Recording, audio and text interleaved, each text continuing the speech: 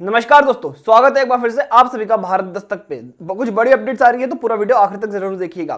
दोस्तों, प्रकाश आंबेडकर जो कि बाबा साहब आंबेडकर के पोते हैं और वंचित बहुजन अघाड़ी जो पार्टी है उसके राष्ट्रीय अध्यक्ष है, उन्होंने अब कांग्रेस के ऊपर एक बड़ा हमला बोला है। दोस्तों, कर्नाटक में एक स्कीम चलती थी जिसका नाम था प्रबुद्धा स्कीम, जिसमें जो पीएचडी स्कॉलर्स रहते थे, एससी और एसटी के जो पीएचडी करने वाले बच्चे रहते थे फॉरेन्स में, उनको ये स्कॉलरशिप दी जाती थी। लेकिन कर्नाटक सरकार ने अब ये एससी और एसटी को मिलने वाली प्रबुद्धा स्कीम जो कि फॉरेन कंट्रीज में पीएचडी स्कॉलर्स को दी जाती थी एससी और एसटी के, उनको बंद कर दी है।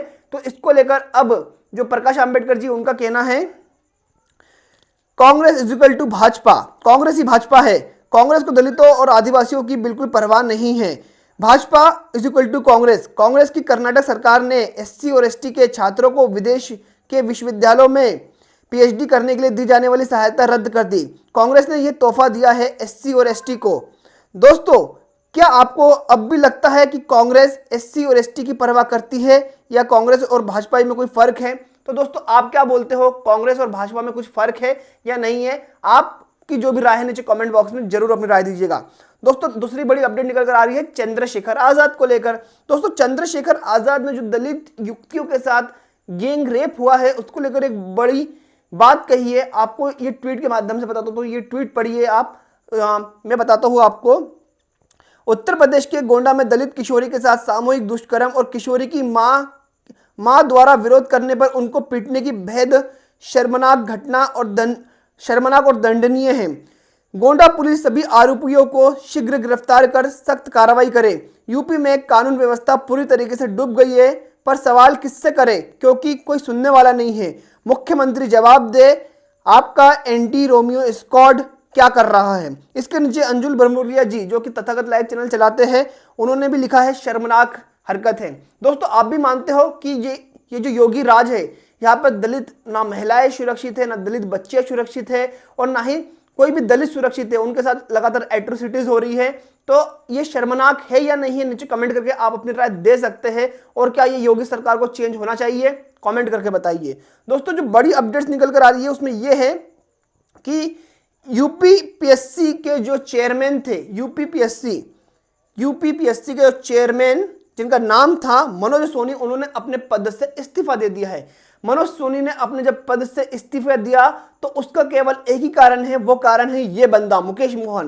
दोस्तों, मुकेश मोहन ने यूपीएससी में जो भी घोटाले हो रहे थे उसको लेकर लगातार ट्वीट किए, लगातार जो स्कीम चल रहा था उसके बारे में लोगों को बताया, ट्विटर के माध्यम से हो या फिर इनकी जो इंस्टाग्राम वीडियोस आती है उसके माध्यम से हो, जिससे क्या हुआ, लोग जागरूक हुए और ये बात पूरे देश स्तर पे पहुंची, जिससे मजबूरन जो ये सोनी साहब है, मनोज सोनी साहब, इनको अपने चेयरमैन पद से इस्तीफा देना पड़ा और ये मजबूर हो गए। तो दोस्तों, मुकेश मोहन ने एक ट्वीट और आज किया है कि कैसे कुछ लोग, ये ट्वीट आप पढ़ सकते हो। आकाश शर्मा जो कि एसटी का सर्टिफिकेट बनाकर 2020 में 524 में रैंक लाता है और आईएएस में पदस्थ हो जाता है और इसकी कैटेगरी होती है एसटी। मतलब एक शर्मा जो कि ब्राह्मण है, वो कैसे एक ट्राइब आदिवासी का सीट छीन लेता है, 524वीं रैंक लाकर आईएफएस ऑफिसर यानी कि इंडियन फॉरेन सर्विसेज का ऑफिसर बन जाता है, जहां पर एक ट्राइब बैठ सकता था। एक ट्राइब भाई हमारा फॉरेन में जाकर जॉब करता या फिर फॉरेन जो सर्विस होती है उसमें बैठता, लेकिन एक दूतावास बनता। तो भाई ये बंदे ने हमारे भाई की सीट खा ली और अब ये अपनी जातियों का घमंड दिखाते हैं और आरक्षण का विरोध करते हैं। हालांकि आप इसके बारे में क्या कहोगे नीचे कमेंट करें। मुकेश मोहन लगातार इन सारी बातों का खुलासा कर रहा है, उसकी वीडियोस रोजाना देखा करें और उसको ट्विटर पे भी फॉलो कर लीजिए क्योंकि ऐसी इन्फॉर्मेशन वहां पे मिलती रहेगी। अगर दोनों ही नहीं कर सकते तो भाई मुझे फॉलो कर लो, मुझे सब्सक्राइब कर लो, मैं तो रोजाना ऐसी खबरें देते ही रहता हूँ आपको। दोस्तों, अगली जो बड़ी अपडेट निकल कर आ रही है, आपको मालूम होगा कि आर्मस्ट्रांग जो कि तमिलनाडु के प्रदेश अध्यक्ष थे बीएसपी के, उनकी कुछ लोगों ने हत्या कर दी थी। अब इस हत्या में जो स्टालिन सरकार है वो ज्यादा दिलचस्पी नहीं दिखा रही है, यानी कि जो आरोपी है उनको गिरफ्तार नहीं किया जा रहा, लगातार पूरी जो कार्रवाई है उसको ढीले तौर पर रख दिया गया।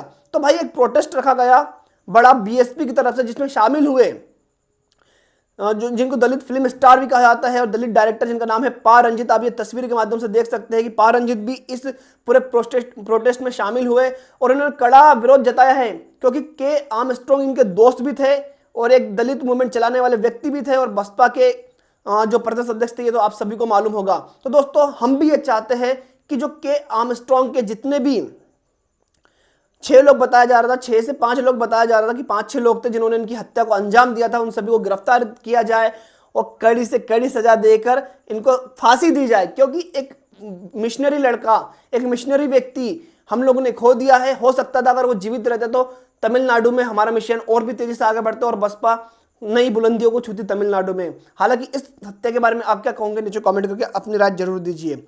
अब बात कर लेते हैं भाजपा सरकार की। भाजपा सरकार के मंत्री और जयंत चौधरी भाजपा सरकार में मंत्री है, जैसा कि आप लोग जानते होंगे।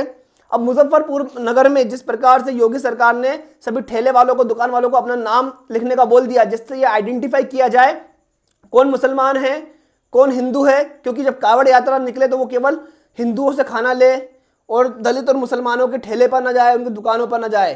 तो इसीलिए अब जो जयंत चौधरी जी इन्होंने बड़ा बयान दिया है मोदी सरकार के या फिर योगी सरकार के विरुद्ध में। इनका कहना है कुर्ते पर भी नाम लिख ले, यूपी सरकार नेम प्लेट वाला फैसला वापस ले। यानी कि इनका कहने का मतलब है कि हम लोग अपने कुर्ते पे भी नाम लिख लेते हैं कि भाई तू आरिफ है या राम है, तू श्याम है या फिर हुसैन है, तो फिर हम तभी हाथ मिलाएंगे एक दूसरे से। तो जयंत चौधरी जी की ये बात तो मुझे पसंद आई, क्योंकि भाई हम फल ले, सब्जी ले, हम किसी भी ठेले से ले, ये हमारा इंडिविजुअल राइट है। लेकिन ये सरकार कौन होती है कि नामजद कर दे ठेलों को कि भाई तुम यहाँ से खाना लो, यहाँ से मत लो। और ये किस लिए कहा जा रहा है कि जो कावड़िए हैं जो निकलेंगे, जो भांग के नशे में रहते हैं, दारू के नशे में रहते हैं, उन लोगों को स्वच्छ रखने के लिए किया जा रहा है। हालांकि इस मामले में आपकी क्या राय है, नीचे कमेंट करें, वीडियो को लाइक शेयर जरूर करें और चैनल को सब्सक्राइब करना ना भूलें। और ऐसी ही रोजाना खबरें देखने के लिए हमारे चैनल को सब्सक्राइब जरूर कर लें।